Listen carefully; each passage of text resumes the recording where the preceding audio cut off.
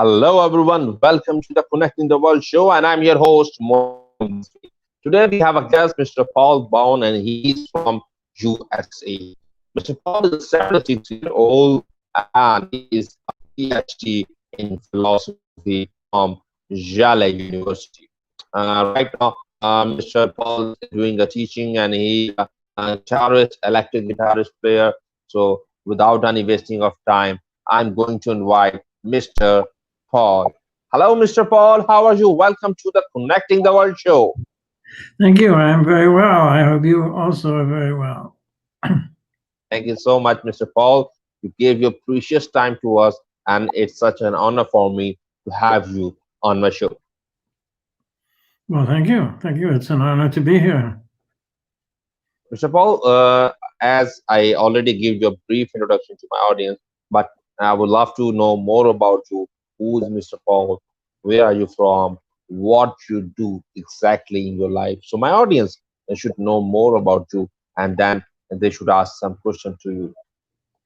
All right. Well, I am a citizen of the United States of America. I was born here, uh, and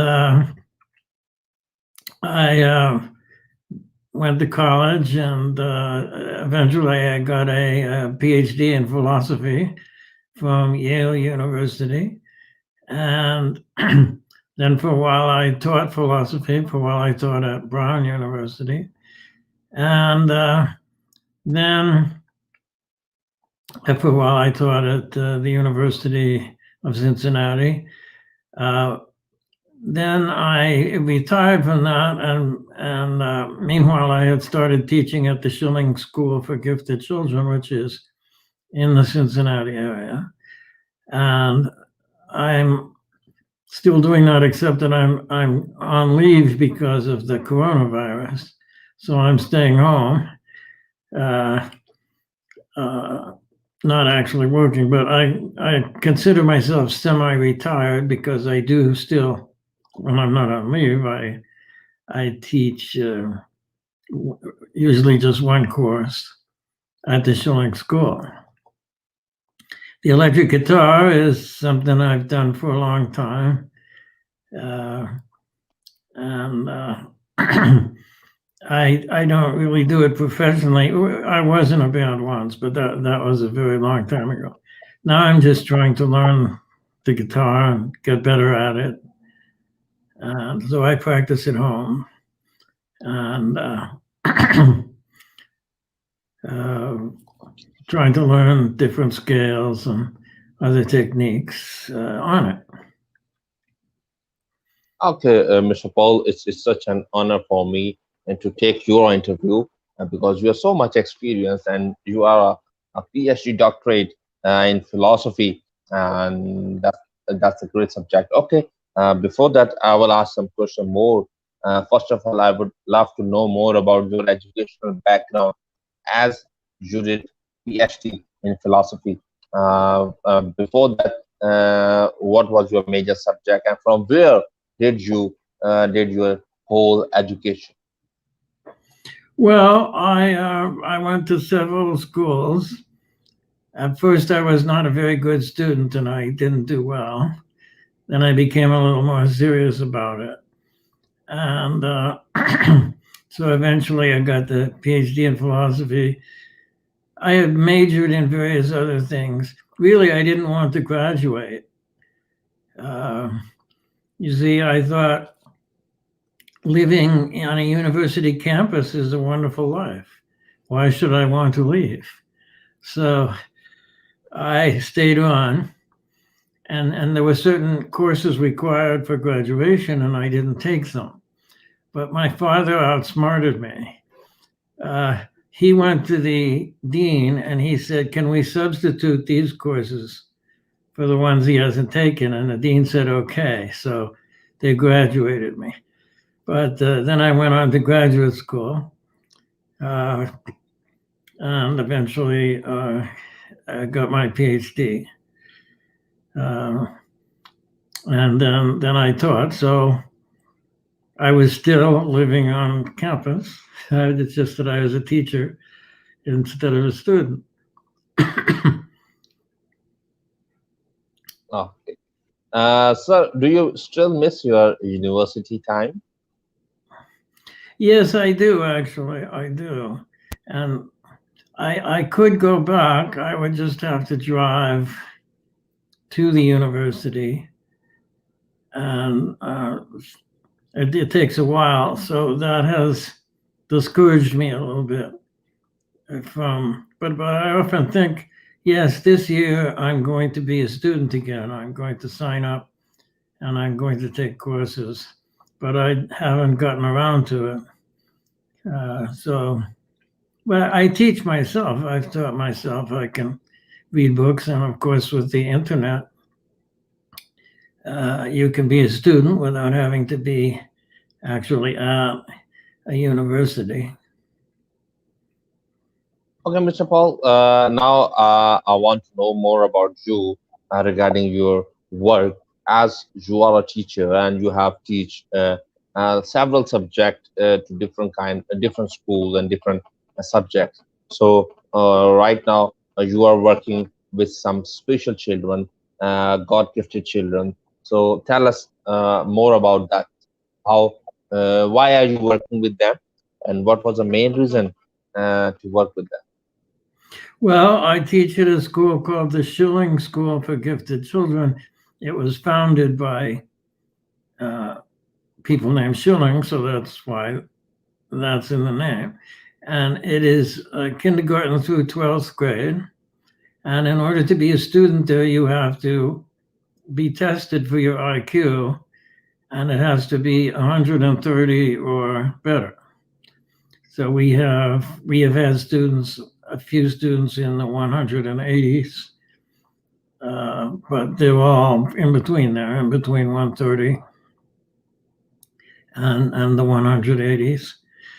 And I've taught a number of things there.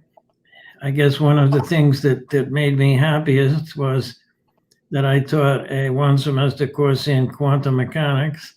I thought to teach quantum mechanics in high school was probably quite a challenge, but it worked out all right. It worked out all right.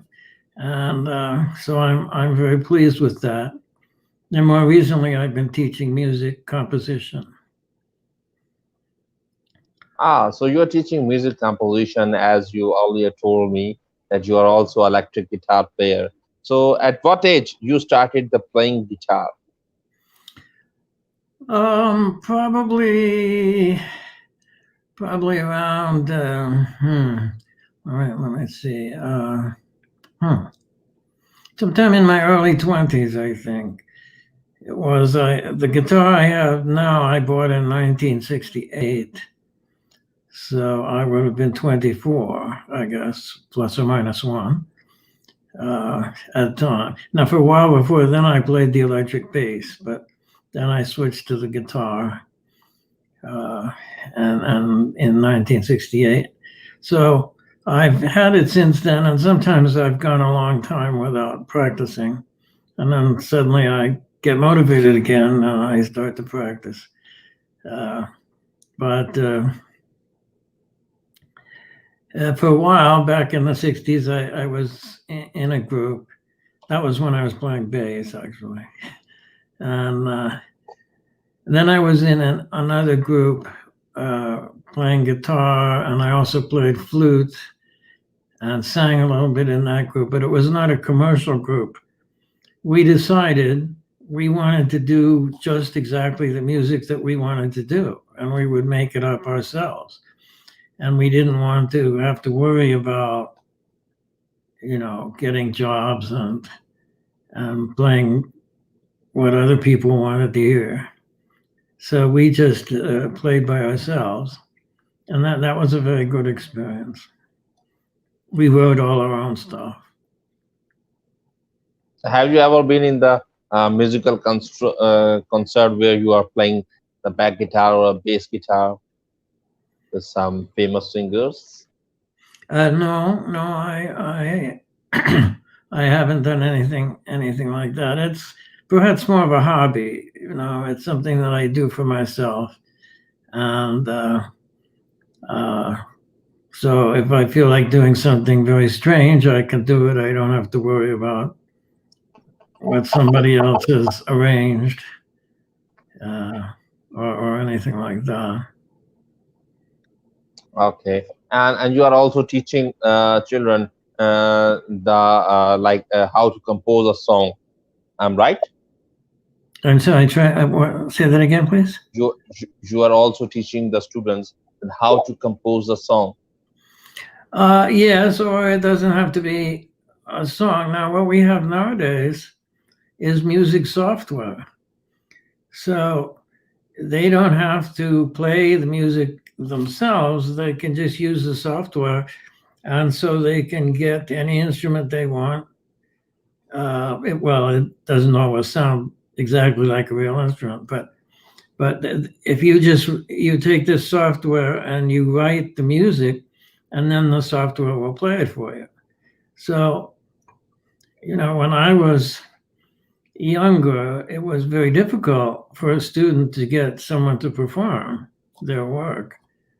But with this software, which is free, it's called MuseScore, and anyone can download it for free. And there are others that are more expensive and that sound better, but this is okay. And so this is really quite remarkable because it means that anybody who has access to a computer can compose music and actually hear it. In the old days, you had to go, you know, to college and university and make contacts. You know, if you wanted to write for orchestra and you weren't rich, you had to go through the whole thing of being a graduate student and having teachers who had influence on who would get a orchestra to play your piece. A very, you know, expensive business to get an orchestra. But now, thanks to this software, as I say, anyone can compose music. Okay, would you please repeat the name of that software so our audience? I'm going to write, so our audience should learn if they want to download it. Okay, this it's called MuseScore, capital M-U-S-E, capital S-C-O-R-E,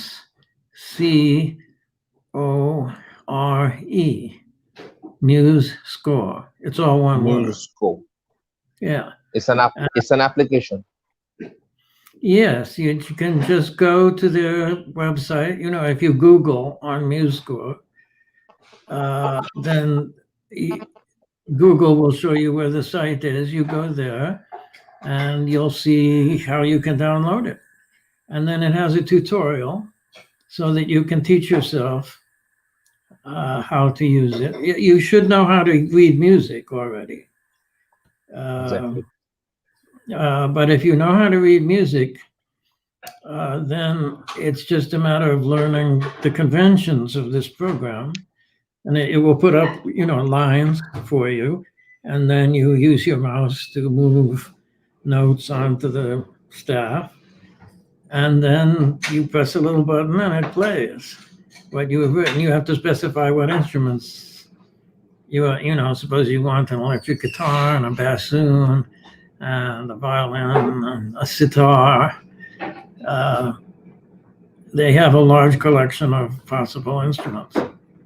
A piano. And which is the favorite instrument? You can have more than one. So it's very liberating. What is the favorite instrument for you? On that program, or in general? On any program. I'm just asking to you. Well, other than the guitar. Yes. Well, I think, to my knowledge, the piano is probably the greatest instrument you can take a symphony and arrange it for piano. Piano can play almost anything. Anybody who wants to be a composer and wants to know what instrument should I play, I would recommend a piano, because you can sit down at the piano and try things out. And of course, there are the electronic keyboards. Once you can play a piano, you can play the electronic keyboards. So that is the most versatile instrument. And so if you're thinking, what instrument should I play? Piano is I think the best. Now it's also difficult. It's because you get what you put in, so you have to learn very complicated things to play a piano and get this complicated stuff out. But if you can get it, I think that would be the best instrument. And of course, there's a huge amount of music written for it already. Okay, Mr. Paul. Now tell me, what is your favorite music? Like, which genre you love to hear the music? You love to listen the song? Well, I think my favorite composer right now is Claude Debussy, the French composer, early 20th century. And in terms of popular music, I haven't really kept up with popular music. In the 60s, I listened to the Beatles and the Rolling Stones and so on, but I haven't kept up with it very well. So I really can't make a recommendation of that. My favorite guitar player, electric guitar player, would be Alan Holdsworth, who died, I guess, last year. But he was a great virtuoso of the instrument, and but amongst guitarists now, I don't know. I've kind of gotten out of touch, and I don't know who is the best. I'm also asking about the favorite genre, like rock songs, pop song, classical song. Which kind of song you love to listen? You love to hear? Well, I like rock. Rock is a very powerful thing. I like John Lennon's song "Imagine." That's one of my favorite songs. And I like the song Louis Armstrong. Well, this is not rock. This is more jazz. I also like jazz. And so there was a song that Louis Armstrong did called "What a Beautiful World." That's one of my favorite songs. And there's a song by the punk rock singer Patti Smith called "People Have the Power." So I like that song. And those are the ones that come to mind right away. As I say, I'm a little out of touch with the recent. Okay, no worry. I can understand. Okay, Mr. Paul. Now I want to know that as you are teaching with some gifted students, is it difficult to teach these students? I'm sorry, try that again. As you are working with special children, so as a teacher, I want to know that is it difficult to teach that student who are some special kind of?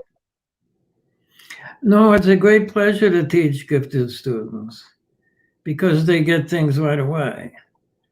And so I can teach them more interesting things.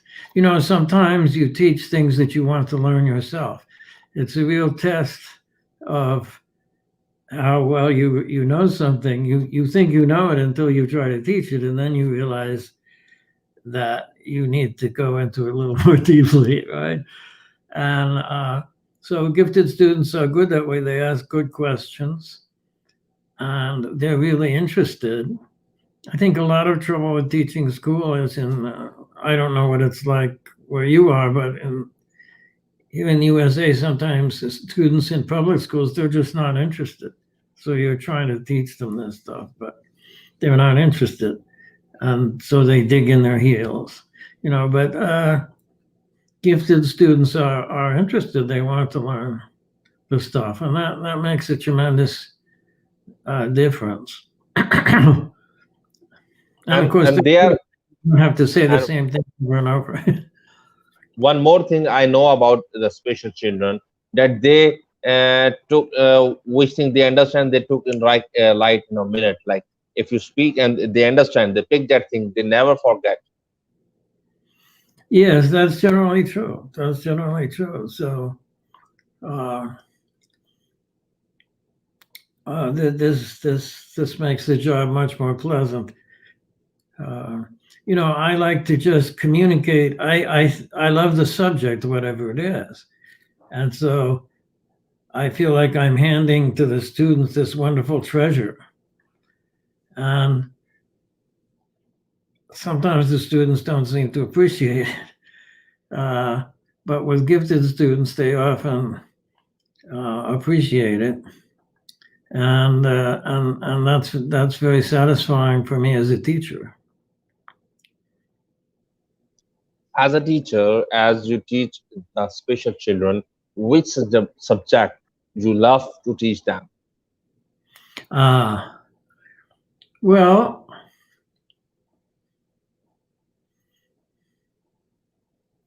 I think, as I was saying before, I was very happy with the quantum mechanics course, but I've taught a lot of math, and that's very good because I love math myself. And if you love a subject, it makes it much easier to teach. But music and teach music, and I've taught a number of other things. When the school started out, there weren't very many teachers, and so each teacher had to teach lots of things. So I taught lots of different things then, but now I'm more or less settled into math and music, pretty much. I kind of miss the old days when I taught a lot of different things, but math and music is good. It's good. And what was your strategy to teach them? Because these children need a little more attention than to the normal child. Yes.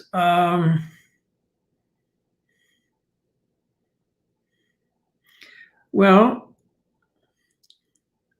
I think one thing is to be able to not completely explain something, but to say something that is a hint about what the right answer is. And then if things go well, you will see them look puzzled and then say, oh, yes, because they have figured it out for themselves from the hint that I had given them. And that, I think, is very good because their minds are active. Even in high school, children can sometimes be their minds will go off, and they will not be paying attention unless you can kind of keep them involved. So if you ask questions rather than just making statements, this is a good thing. And of course, you should be prepared to answer questions and encourage them to ask. A lot of students have been to public school for some time before they come to us. So many of them are very bored there, and sometimes they ask questions and the teacher can't answer because the teacher has learned just enough to teach this curriculum. But if the student asks a question that goes a little outside, they don't know. So to teach gifted children, you should know your subject very well, so that if they ask the question, you can answer it, or at least tell them where to look. So I think that's important, to be prepared. Sometimes when I'm getting ready for a class, I walk around the house and I'm thinking, what if they ask this question? And I imagine that I say something, and then I imagine them, oh, they might ask this. So what would I say then? So I'm kind of rehearsing the various possibilities of what they might say.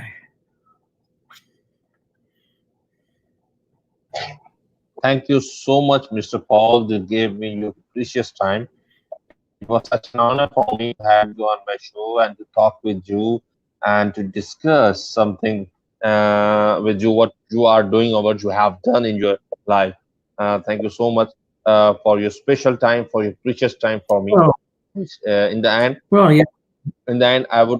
I would love to ask you that kindly give some positive message for the youth, for our audience. Well, I would say don't stop learning. If you can, if your life is not, if you're struggling just to survive, then you may not have time. But if you have time, develop yourself. Human beings are not born with the instincts to do everything. You have to learn. You learn skills. And I would say always be learning something.